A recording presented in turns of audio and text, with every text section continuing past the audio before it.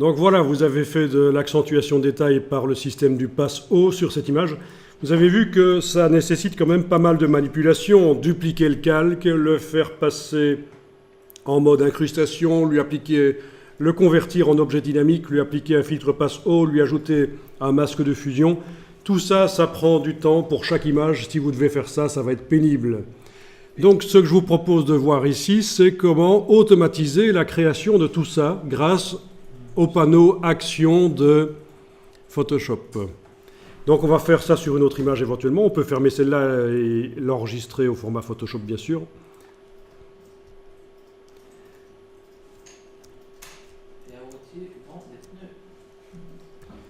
Donc c'est l'occasion de voir que vous avez la possibilité d'automatiser Photoshop quand vous devez faire régulièrement les mêmes choses.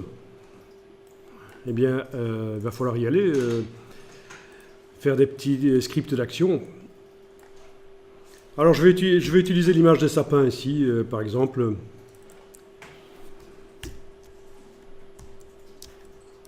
Mais ne faites rien avant d'avoir été chercher le panneau Action et d'avoir enclenché l'enregistrement. Donc vous avez ouvert l'image, vous allez maintenant dans le menu Fenêtre Action. Alors dans les anciennes versions de Photoshop, C6, ça s'appelait encore les scripts.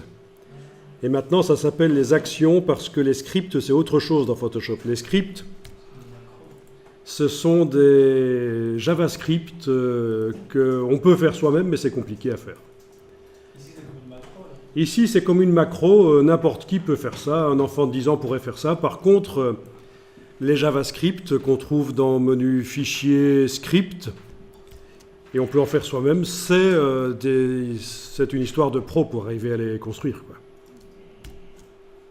Il y a des documentations Adobe qui expliquent comment faire de ces scripts JavaScript, mais voilà. Ici, ce sont des macros, ce sont des enregistrements de suites de choses qu'on fait dans Photoshop pour pouvoir les réappliquer sur d'autres images. Donc je vais ici faire plusieurs opérations, les enregistrer, et sur une troisième image, je demanderai à Photoshop tout seul de me faire tout ça, tout ce qu'on va faire maintenant. Alors on y va. On va d'abord commencer par faire un dossier de script.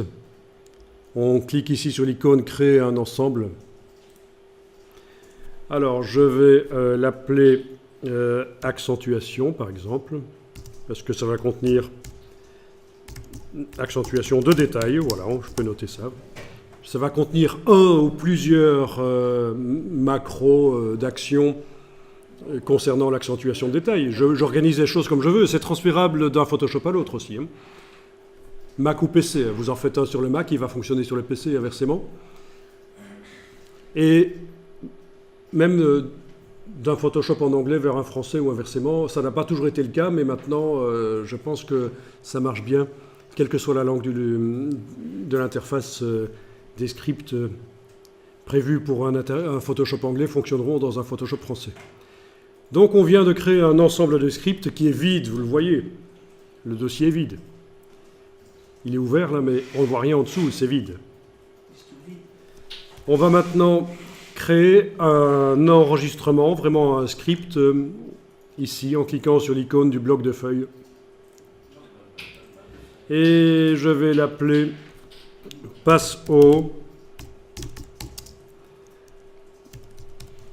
avec masque de fusion.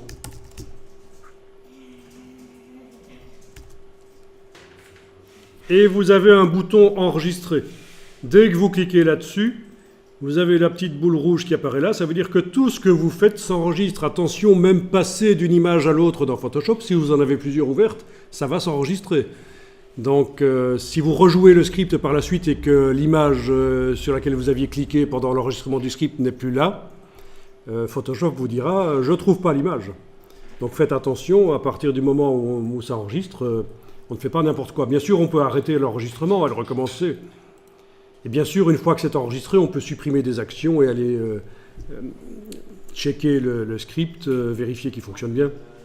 En tout cas, voilà, là on enregistre. Et on va faire les différentes opérations, ne vous trompez pas. On prend le calque d'arrière-plan et on l'amène sur le bloc de feuilles pour faire une copie. Vous voyez que ça vient d'enregistrer le fait qu'on vient de faire une copie. Alors ça apparaît parfois sous des noms un peu bizarres, on n'arrive pas toujours à bien voir, à bien comprendre à quoi ça correspond, mais là on vient de le faire, on sait que c'est dupliquer le calque d'arrière-plan, c'est ce qu'on vient de faire. Ensuite il fallait convertir ça en objet dynamique pour que le filtre passe haut apparaisse dans la palette des calques, c'est donc un clic droit, convertir en objet dynamique. Ensuite, il fallait mettre le calque en mode incrustation au lieu de normal.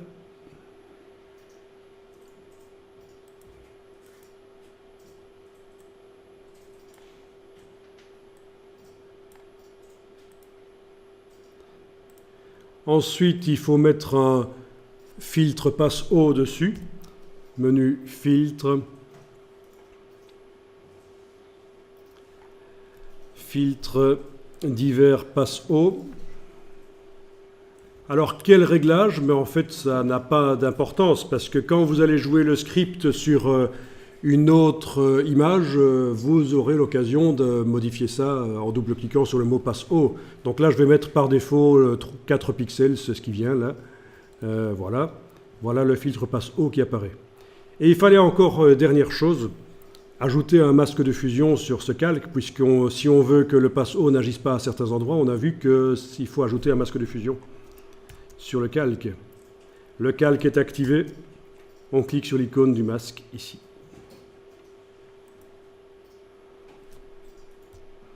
Alors, pour la petite histoire, c'est une feuille de carton avec un trou à l'intérieur, c'est un masque comme on les rencontrait dans les labos photos. Hein, c'est pas le carnaval de Binche ici. Hein. Quoique dans certains logiciels, pour le masque, ils mettent une icône de masque parfois, un loup.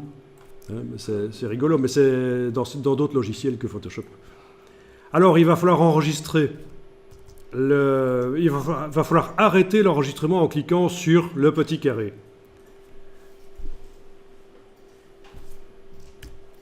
Voilà, vous avez votre script d'action qui est enregistré, il est là, voilà.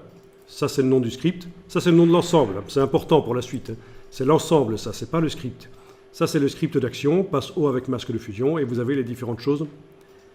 Alors, si Photoshop plante maintenant, il disparaît comme s'il n'avait jamais existé. Si vous quittez Photoshop et que vous relancez Photoshop, le script sera enregistré dans Photoshop.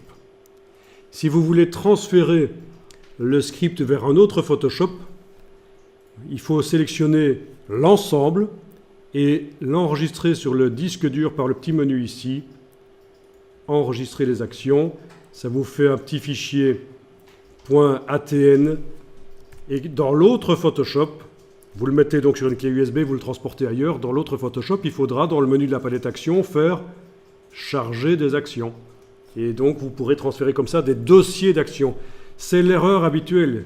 C'est que quand on essaye d'enregistrer sur le disque dur ce qu'on a fait, on active le script, pas son dossier. Et évidemment, dans le menu, l'enregistrement des actions est grisé, inaccessible. C'est parce que c'est le dossier qu'on enregistre. Si vous avez une Creative Cloud avec une licence Adobe en règle, il y a possibilité que ce soit stocké sur le cloud, vous passez d'un Photoshop à l'autre, n'importe où, vous encodez votre identifiant Adobe et votre mot de passe, et tout ce qui est sur le cloud, notamment les scripts d'action, vous allez les retrouver dans votre Photoshop. Mais donc, ce que je viens de vous expliquer, l'enregistrement du dossier d'action sur le disque dur, c'est l'ancienne manière de faire avant que le cloud existe. Et ça marche.